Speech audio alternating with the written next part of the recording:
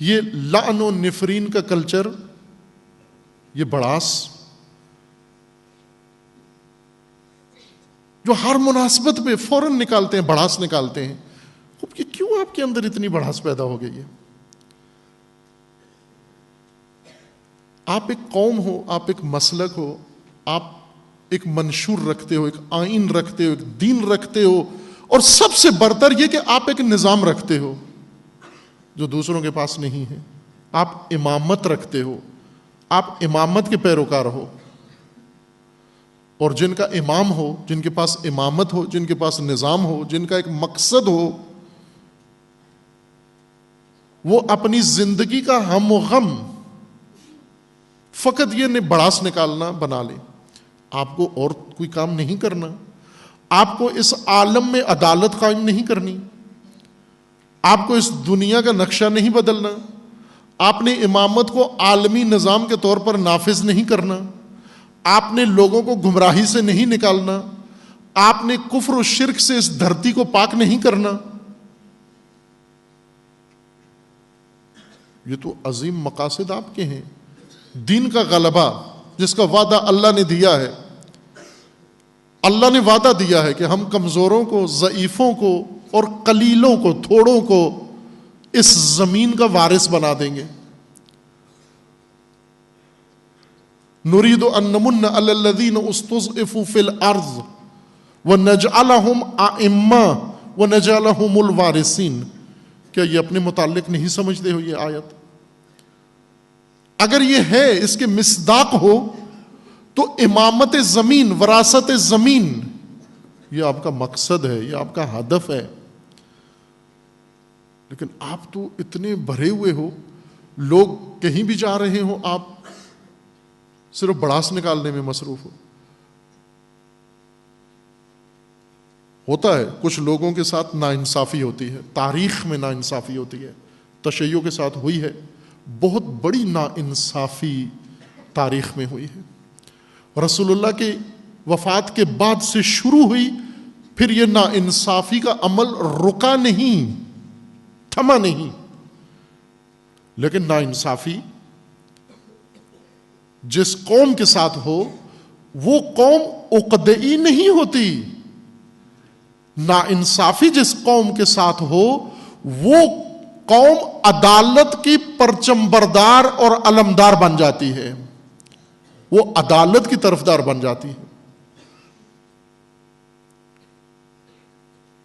ناانصافی ہو، پورا مذہب بنا لیا ہم نے. جس طرح خواتین کے لیے شریعت بنا لی، 2.5 روپے حاکمار.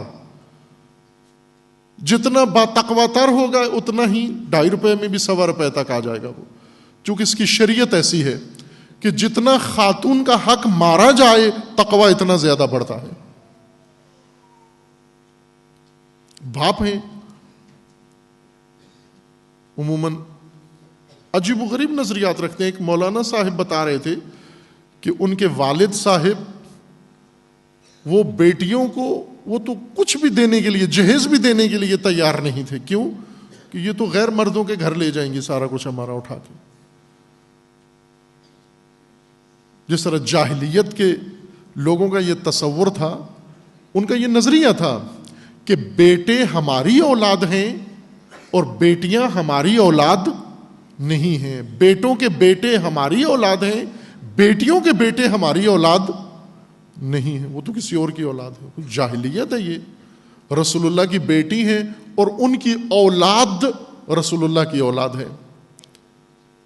بیٹیوں کی اولاد آپ کی اولاد ہے، بیٹوں کی اولاد بھی آپ کی اولاد ہے.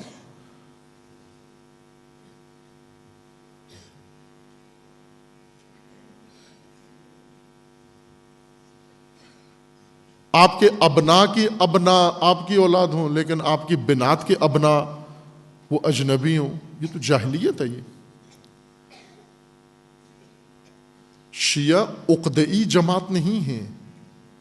یوں نہیں ہے کہ صرف ان کے دلوں کے اندر افراد کی بڑھاس، شخصیات کی بڑھاس صرف بھری گئی ہے، اور اس بڑھاس کے علاوہ نہ کوئی مقصد ہے، نہ کوئی ہدف ہے، نہ کوئی تعلیمات ہیں، نہ کوئی نظام ہے، نہ کوئی مذہب ہے، نہ کوئی ان کی تشریح ہے، نہ کوئی جہان بینی ہے، نہ کوئی آئیڈیالوجی ہے، نہ عزیز من ایسا نہیں ہے۔ عقدئی بڑاس سے بھری ہوئی جماعت کا نام شیعہ نہیں ہے، جو ہر مناسبت پہ فقط بڑاس نکال رہے ہیں۔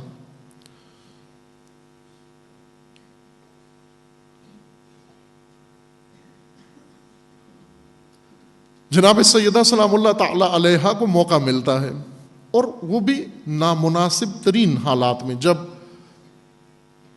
اپنی قلبی حالت، ذہنی حالت، اندرونی حالت اس غم کی وجہ سے متاثر ہے، اور اس کے بعد اسی طبقے کو خطاب کا موقع ملتا ہے۔ خطاب شروع ہوتا ہے توحید کے اسرار سے، توحید کی باریک نقطوں سے۔ یہ باریک نقطے جو جناب سیدہ نے توحید کے متعلق ذکر فرمائے ہیں، اور پہلے ہم نے اس کی تشریح کی ہے، یہ باریک نقطے ایک حکیم کو کشف کرتے ہوئے بہت آسودہ ذہن کی ضرورت ہے۔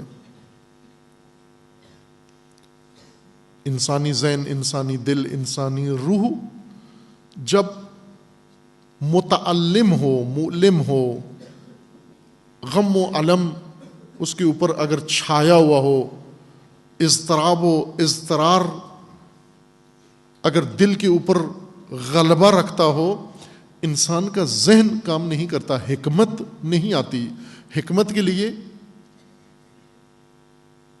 آسودہ ذہن کی ضرورت ہے، تعلیم کے لیے، تعلم کے لیے آسودہ ذہن کی ضرورت ہے۔ وہ ذہن جس کو کوئی چنتا نہ ہو، وہ ذہن جس کو کوئی فکر نہ ہو، وہ ذہن جس کو کوئی کھٹکا نہ ہو، وہ ذہن جو کہیں الجھن میں نہ ہو، پھنسا ہوا نہ ہو، وہ ذہن جو فراغت رکھتا ہو، فارغ البال ہو اور فارغ الوبال ہو، کوئی فکر و چنتا نہ ہو، وہ ذہن یہ دقتیں کرتا ہے نظام ہستی کو پہچاننے کے لیے۔ لیکن جو پریشان حال لوگ ہیں، ایک جوان نے مجھے ایک شہر میں پاکستان کے کہا تھا چند سال قبل، کہا کہ آپ جو کچھ پڑھتے ہیں، مجلس پڑھتے ہیں، بہت اچھی باتیں کرتے ہیں، لیکن ہمیں بالکل سمجھ میں نہیں آتی، ہمارے پلے کچھ بھی نہیں پڑتا۔ تو میں نے کہا کیوں، آپ مشکل کیا ہے؟ زبان کی مشکل ہے، آپ کو اردو نہیں آتی یا مجھے نہیں آتی، یا آپ کانوں سے بہہ رہے ہیں، آپ کے کانوں میں یہ آواز پڑتی نہیں ہے، یا آپ متفق نہیں ہو ان باتوں سے۔ کہا نہیں، یہ نہیں ہے وسائل، بہت اچھی باتیں ہیں، آواز بھی کانوں میں پڑتی ہے، اردو بھی بھرپور آتی ہے، اور باتیں سنتے بھی ہیں ہم، اور اچھی بھی لگتی ہیں، لیکن مسئلہ یہ ہے کہ جب آپ مکتب سمجھا رہے ہوتے ہیں، دین سمجھا رہے ہوتے ہیں، نظام ہستی کی بات کر رہے ہوتے ہیں، اسی وقت ہمارے ذہن میں بجلی کا بل سوار ہوتا ہے، گیس کا بل سوار ہوتا ہے، بچے کی فیس سوار ہوتی ہے، مکان کا کرایہ بیٹھا ہوا ہوتا ہے، اور ہزار کھٹکے ہیں اس طرح سے پھنسے ہوئے ہیں ان چکروں کے اندر۔ تو آپ اور دنیا کی بات کرتے ہو، ہم کسی اور دنیا میں مشغول ہوتے ہیں۔ صحیح بات کی، اگر انسان کو اتنے بلوں نے دبایا ہوا ہو اور پھر اس کو جا کر آپ کہیں، تو وہ بات وہی ہو جائے گی جو بھوکے کو کسی نے سوال پوچھا، ریاضیات، بھوکے کی ریاضیات، 2 اور 2، اس نے کہا 4 روٹیاں۔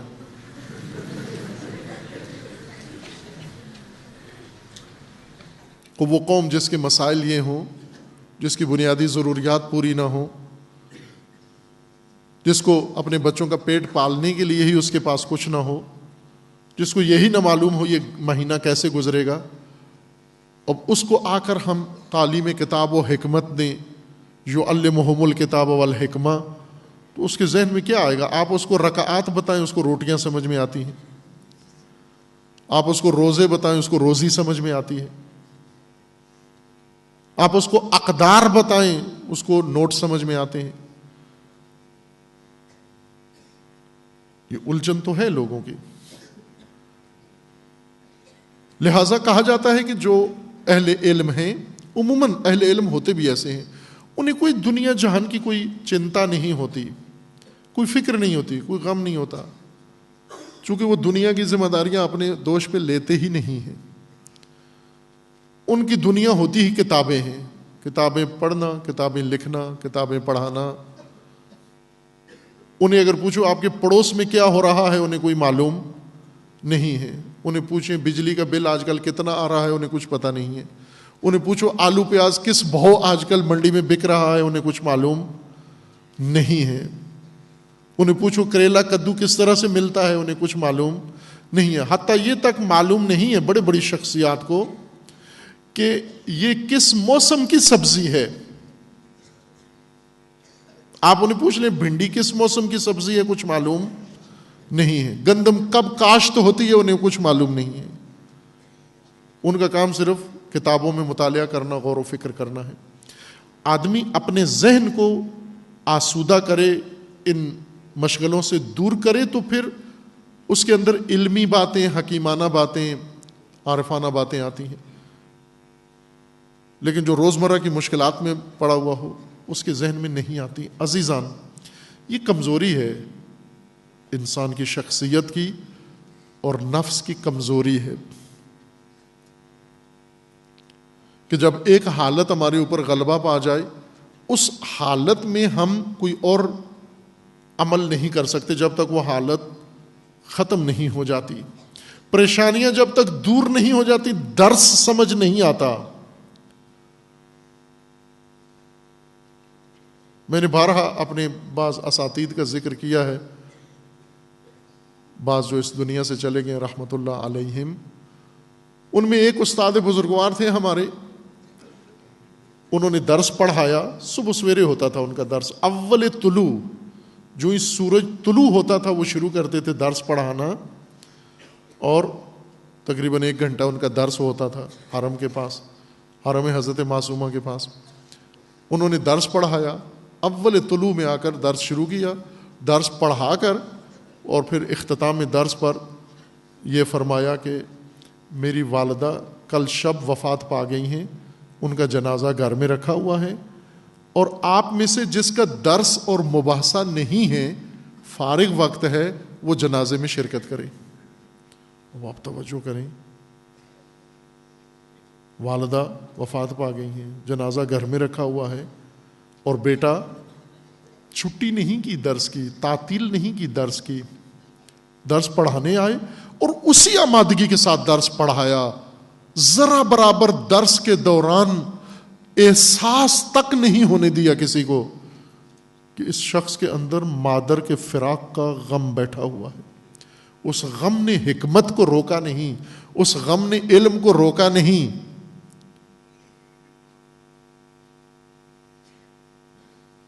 یہ تو سنی سنائی بات نہیں ہے، یہ وہ حقیقت تھی جو ہم نے خود سنی اور دیکھی۔ اور پھر ایک استاد دیگر تھے، وہ اس دنیا سے رخصت ہو گئے رحمت اللہ علیہ۔ یہ بہت پابند تھے وقت کے، سیکنڈ کے بھی پابند تھے، لیکن ایک دن تقریباً 15 منٹ لیٹ آئے درس میں، 15 منٹ تاخیر ہو گئی ان کو، اور جب آئے تو ممبر پہ بیٹھتے ہی درس شروع کرنے سے پہلے معذرت چاہی کہ معاف کرنا، آج میں لیٹ ہو گیا ہوں، لیکن اس تاخیر کا سبب تھا، اور وہ بھی میں نہیں تھا، کسی کی وجہ سے لیٹ ہو گیا ہوں، اور وہ یہ تھا کہ میری جوان سال بیٹی بیماری میں مبتلا تھی، کینسر میں یا کس میں، وفات پا گئی، جوان سال بیٹی، اور اس کا جنازہ مقررہ وقت پر ہونا تھا، لیکن کوئی ایک فرد بتایا، وہ گورکن یا کسی کی تاخیر کی وجہ سے بر وقت انہوں نے آمادگی نہیں کی، جس وجہ سے 15 منٹ تاخیر ہو گئی۔ اب میں دفنا کے قبرستان سے سیدھا درس پڑھانے آیا ہوں، اور آ کر بسم اللہ الرحمن الرحیم درس شروع کر دیا اپنا۔ یہ عام افراد ہیں، یہ تو معصومین نہیں ہیں، لیکن مکتب اہل بیت کے پروردہ ہیں۔ اس غم میں انسان کو علم و حکمت سوجھتی ہے، بھلے کمزور نفس کو نہیں سوجھتی، میرے جیسے انسان کو نہیں سوجھتی، لیکن یہ ہستیاں جنہوں نے اپنے آپ کو بنایا ہے، جنہوں نے اپنے آپ کو سنوارا ہے، ان پر یہ حالات طاری ہو جائیں، انہیں اپنی راہ سے نہیں ہٹاتی۔ جناب سیدہ خود فرماتی ہیں کہ غم کا پہاڑ ٹوٹا ہے، سبت علی مصائب لو سبت علی الایام سرن لیالیا، ایسے مصائب ٹوٹے ہیں اگر دنوں پہ نازل ہوتے راتوں میں بدل جاتے۔ اور پھر یہ ہستی، یہ قلب نورانی موقع ملا مسجد النبی میں آ کر امت رسول اللہ سے خطاب کا، اور شروع کیا توحید کے دقیق ترین اسرار کے ساتھ، علم و حکمت۔ ایسا خطبہ کہ کئی علماء نے یہ کہا ہے، اور اس وقت بھی وہیں بیٹھی ہوئی ایک شخصیت تاریخی جو مسجد النبی میں بیٹھے ہوئے تھے، انہوں نے جب جناب سیدہ کا خطبہ سنا تو اس پر تبصرہ یہ کیا کہ ایسے لگتا ہے کہ علی نے رات بھر جناب سیدہ کو خطبہ ازبر کروایا ہے، رٹا لگوایا ہے، کیونکہ وہ خطبہ اتنا گہرا ہے، اس قدر عمیق ہے اور جامع کہ ان کے ذہن میں یہ بدگمانی آئی کہ یہ امیر المومنین نے یاد دلایا ہے، پڑھایا ہے رات کو، جبکہ ایسے نہیں تھا۔ یہ خطبہ نہ علی علیہ السلام کے مشورے سے تھا، نہ علی علیہ السلام کے پڑھانے سے تھا، یہ خطبہ اس منبع سے تھا جس منبع سے امیر المومنین کا علم تھا۔ حضرت سیدہ اور امیر المومنین کا منبع علم ایک تھا، رسول اللہ صلی اللہ علیہ وآلہ وسلم۔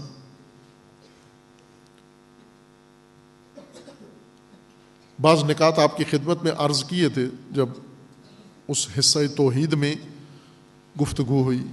سابقہ گفتگو جو اس خطبہ کے متعلق پہلے حصوں کی گزری ہے، اس کو دوبارہ جنہوں نے پہلے سن رکھا ہے دوبارہ سن سکتے ہیں، جنہوں نے نہیں سنا وہ سنیں گے تو آگے اتصال قائم ہوگا۔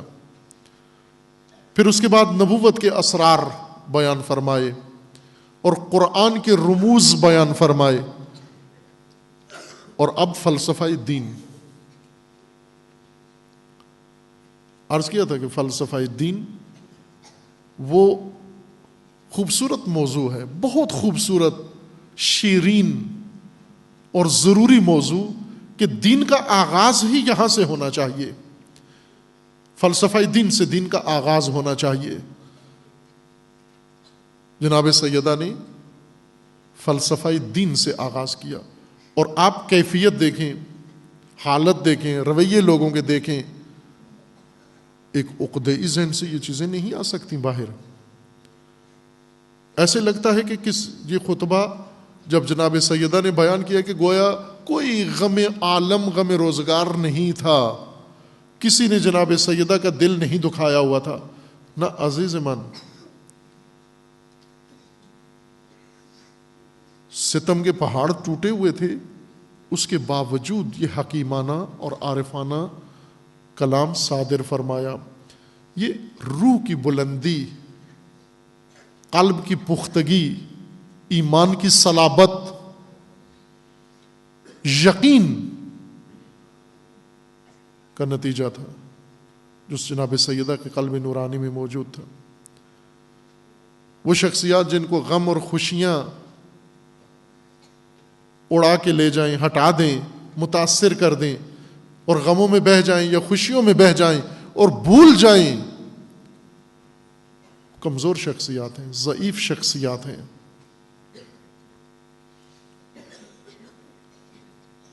وہ ہم جیسے معمولی لوگ ہیں، کمزور نفوس والے۔